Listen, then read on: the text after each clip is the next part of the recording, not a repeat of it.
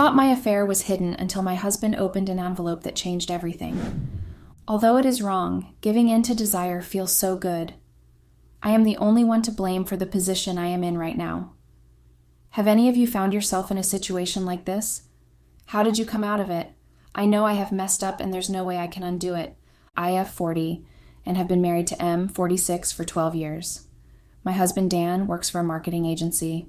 I'm a housewife. We have 2 boys who are 10 and 8 years old. I met my husband 15 years ago. I was a waitress at a restaurant/bar. That was really trending those days, LOL, where he used to visit regularly with his friends. I always found him good looking. He always made a point to sit in my booths. One time the other waitress tried to serve him, but he refused and requested for me. I waited for him to make a move, but nothing. One day I thought I'm going to ask him out myself. He beat me to it, though. He was my last customer that evening. After my shift was over, I came out to find him waiting for me. He asked me for my number, and a few days later, when he texted me asking me out on a date, it was an instant yes. We dated for 3 years before we decided we should get married. Our marriage was everything one could dream of. I worked for a little while after our marriage, but when I conceived my eldest son, I stopped going to work. I've been a housewife since then. My family life was going extremely well. My friends always used to tell me that they are jealous of me. My husband loved me. We had 2 wonderful children. It was really a dream life till I had to go and fuck up everything. My husband's work requires him to travel a lot of time. It wasn't much of a deal since I always had the boys and was never left alone, even when I wanted to. My boys went to boarding school this summer. I didn't want them to go so young, but it was a tradition in my in-laws' family. My husband had gone too. I started feeling lonely after my boys went to boarding school this summer. My husband was out for work mostly as well. All my friends were also busy in their life. It also started to feel really boring. I thought of joining some classes. It was the best way to pass time. I browsed some classes near me and finally decided that I should join art classes. I always had an interest in art in my school days, but never got the time to continue it. I had all the time in the world now. I went to the website of this art class near me. An artist who was in his 30s was conducting these. I quickly filled all the formalities and enrolled myself quickly. In the evening, when Dan and I were having dinner, I told him that I was joining an art class. He was excited for me. "You should explore your hobbies, hun," he said happily. I truly had won the lottery for the best husband. He was always so supportive. The day for my first class finally came and I went there. I was quite nervous. At the age of 40, starting something new felt quite intimidating, but Dan was right. I needed to explore this for me, I thought as I looked in the mirror. I wore a white sundress. I didn't want to look too uptight or anything. I finally reached the location. It was a studio. It wasn't either too big nor too small. It was a good place. I was the first one to reach there, so I admired the interior and everything. It had a full-length mirror on one of the walls. Whoever designed the interior of this place had a good choice. "Found something you like?" A voice broke my attention. I turned to look and found a young man standing near the door. He smiled at me and I gave him a small smile back. "I'm John, your teacher," he introduced himself. This young man was going to teach me art. Maybe this wasn't such a good idea after all. I introduced myself to him as well. John smiled at me and told me to take a seat. John started asking me what I liked more, drawing or painting. I told him that I liked both. "It's all right with you, I'll start by explaining the basics to you." I was confused as I was the only person there. "Aren't we going to wait for other people?" I asked him. He told me that I was the only one in this class. "I only take one-on-one classes," he said smoothly. I must have missed that on the website. John started explaining to me the basics. He told me what all objects will cover, etc., etc. There was something about John. I couldn't pinpoint it, but he gave me a different energy. He would give me complete attention since I was the only person in the studio, but it was also the way he looked at me, like I was special or something. It felt weird to get this type of attention from a stranger, but let's be honest here, I also enjoyed it a bit. Whenever I was drawing something or painting something, John would come and sit closer to me. He got really close to me a few times. He would hold my hands and show me where I was going wrong. It didn't feel like a normal teaching equation, but I couldn't tell him to maintain some distance. I didn't want to. I always looked forward to going to the studio. Even though I had scheduled classes twice a week, John had told me that I was always welcomed here to hang out or to draw something. Whenever I used to visit the studio, John would always treat me with such warmth and gentleness. It felt good, even though it also felt wrong to receive this type of attention from a stranger when I had a loving husband back home. Dan had gone out of station for a work-related thing. I thought that instead of being alone at home, I should head to the studio. I got ready, putting a bit extra than I would have normally put in. I picked a cute dress and also applied my favorite red lipstick. I told myself, I'm doing it for me, but a part of me knew that I was lying. I went to the studio and found John there. He was surprised to see me. I told him that I would like to draw something here if that's all right with him. He said it was perfectly fine, and we both took our seats. I was engrossed in the piece I was working on that I didn't realize when John came and stood behind me. It was only when he placed his hands on my shoulders that I looked up at him. Beautiful, he said. Oh, thank you. It isn't completed yet, though, I thanked him. He laughed then. That piece is great, but I was talking about you. You look beautiful tonight. Oh, I was stunned. Thank you, I guess, I told him quietly. I started feeling nervous suddenly. Even though I had a teeny tiny crush, as the kids today call it, it still felt inappropriate. John took my sketchbook from my hand and kept it on the side. He started massaging my shoulders. What are you doing? I whispered, my voice coming shaky. Just give you a massage, relax your shoulders for me. I didn't know if I was imagining it or his voice was more husky than normal. I told him it's not appropriate, but he wasn't letting it go. His hands went to my back. I haven't been intimate with Dan lately since he was always busy with his work, and I was always busy with the kids. We didn't spend time together like that anymore. So as John kept massaging me, I realized that I missed it, and now when I was getting it, I didn't want it to end. That night, I made the biggest mistake of my life. I went to his home with him. My conscience knew that I was doing the wrong thing, but desire took over and conscience died. Don't get disgusted, but John gave me something I was missing. The way he touched me aroused the desire inside me. I slept with him. I came back home the next morning. I left John's house while he was sleeping. I couldn't look at anyone. I felt so horrible. John kept telling me how he couldn't get enough of me and wanted more time with me. But my guilt wouldn't let me spend more time with him. As I came to my home with memories of my family, the guilt increased tenfold. I'm a horrible woman, I told myself. I have a loving husband and a wonderful family. I shouldn't make such decisions. I did my household work and decided that I will never keep foot in that studio ever again. My thoughts got interrupted when I got a call from John. Why did you leave like that? He asked me.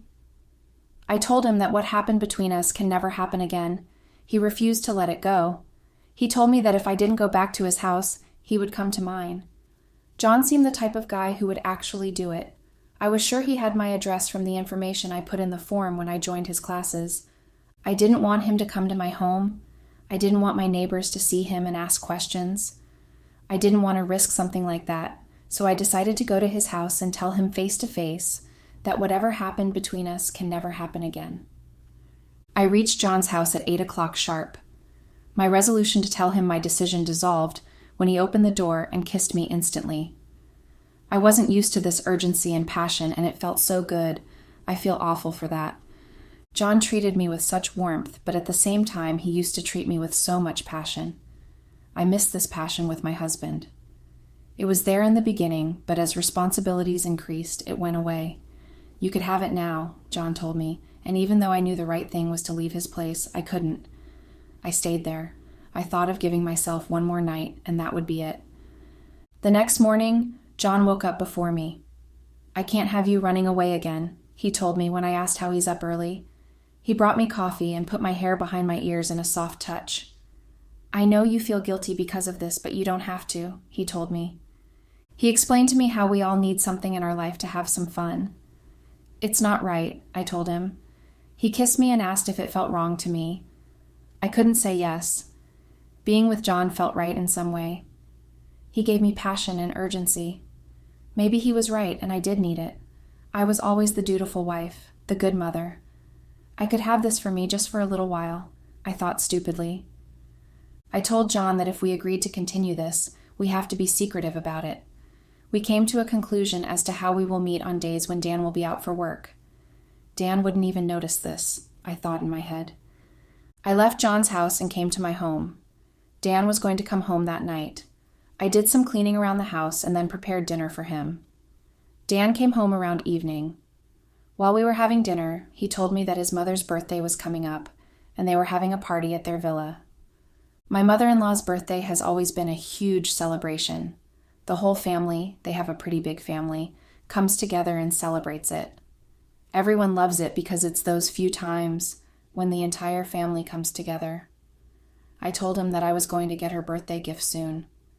The day of the family gathering came. I hadn't met John for over a week by that time. I got a message from him in the morning telling me that he wants to meet me. I told him that I couldn't meet that day as I had to go for some family event. He kept insisting that I go to his house, even for a little while. He was so persistent that I gave in and told him I'll be there. I made some excuse to Dan that I forgot to pick the birthday gift. I made my way to John's house. As soon as I made my way inside his house, he started kissing me. I kissed him back and we went to his bed. After an hour later, I realized that I had to rush back home as I needed to go to my in-laws' house as well. I rushed to my house. Dan reached the house 10 minutes after me. We got ready and went to their place. Dan told me that I looked really beautiful and the guilt came back. I smiled at him but felt awful. The evening was amazing. All of my in-laws are really warm and kind to me. They have always been kind to me since the beginning of my relationship with John. My mother-in-law told me that she's happy to see Dan so happy with me. She has always been a mother figure to me. Her being happy for us made me feel so regretful for what I'm doing with her son.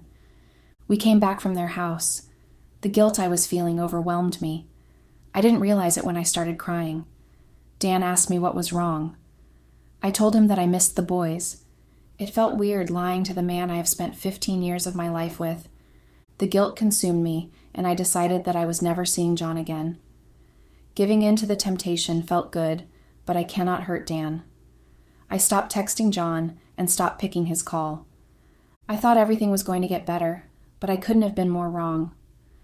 One day, when I opened my text messages, I saw intimate pictures of me and John. The pictures were taken from an angle where it was clear that it was me. John had sent me this. He asked me to pay $50,000 or he would send the pictures to my husband. Fucking hell! That bastard trapped me. I was so livid. How could he do this? But the fault was mine. I trusted a complete stranger and looked where it got me. Karma was a bitch. I was sure of it now. I didn't have the money he was asking for. I also don't want those pictures to break my family. If anyone has any suggestions as to what I should do, please leave in the comments. I'm in desperate need of help. Update. It has been more than 6 months. John kept blackmailing me initially, like someone said in the comments. I told him that I wasn't scared of him and I would take him to the police if he continued to harass me. It didn't work because he knew he found my weakness. I couldn't give him that much money even if I wanted to because I didn't have it. If I asked Dan for such a big amount suddenly, he would have figured something was going on. I asked John to give me some time to figure something out, but that bastard didn't listen to me. He sent those pictures to my house to scare me. He must have thought that I would get scared and give him the money instantly, but instead of me, Dan found that envelope. He was home early from work while I was at the grocery store. I came home to find him sitting with the envelope in front of him. I didn't understand what was going on, but one look at his face, and I knew that he knew. I didn't even need to see the envelope, but I did. There was no point in lying anymore, so I told Dan the complete truth. I told him how guilty I felt. I couldn't stop the tears coming to my face. I begged him for his forgiveness, but he showed no signs of any emotions. He left the house shortly after that. I stayed awake waiting for him, but he never came back home. I texted him as to where he is. He wasn't picking up my calls or answering my texts. I contacted his friends, but no one knew where he went. I just received a text from him the next morning to never contact him again. Just like that, my whole life crumpled in front of me. It hurt a lot knowing I had no one to blame for it except myself. 2 days later, I got divorce papers from our lawyers. Dan had requested for full custody of the boys. I called him up, grateful when he picked up. I begged him to not do this. I asked him to not take the kids away from me. I can't let them get raised by a woman I hate so much, he said without any emotion. In all these years, he had never spoken to me like this. I knew I had fucked up everything, and there was nothing I could do to salvage it now. I got a call from the lawyers telling me to leave the house by the next morning, as it was legally Dan's property. John called me once again trying to scare me, but I told him that I had already lost everything and to fuck off. It felt slightly better. My sons refused to talk to me as well. Dan must have told them what had happened. No surprise that they hate me as well. I left the house in tears and have been living with my parents, who also don't talk to me and have told me to find a place for myself as soon as possible. Anyone reading my story, I just want to tell you that even though giving in temptation feels so good, don't let your conscience die. I made that mistake, and there isn't a moment in my life when I don't regret it.